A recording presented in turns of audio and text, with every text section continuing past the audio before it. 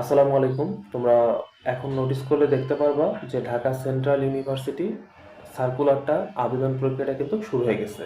এটা আগামী মাসের 10 তারিখ থেকে 20 তারিখ পর্যন্ত চলবে। এখন অনেকেই করবা কি যে ঢাকা সেন্ট্রালে কেন ভর্তি হব আমি, আমি বাসার পাশাপাশি যেহেতু হয়নি কোথাও পাবলিকে, আমি একটা ন্যাশনালে ভালো সাবজেক্ট নিয়ে ভর্তি হয়ে যাই।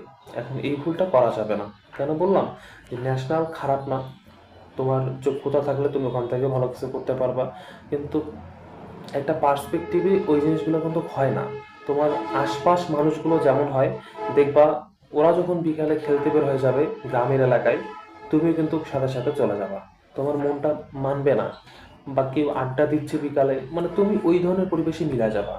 কিন্তু তুমি একটা নগরীতে যখন যাবা, তখন সেইখানকার মানুষগুলো কিসের পিছনে ছুটতেছে?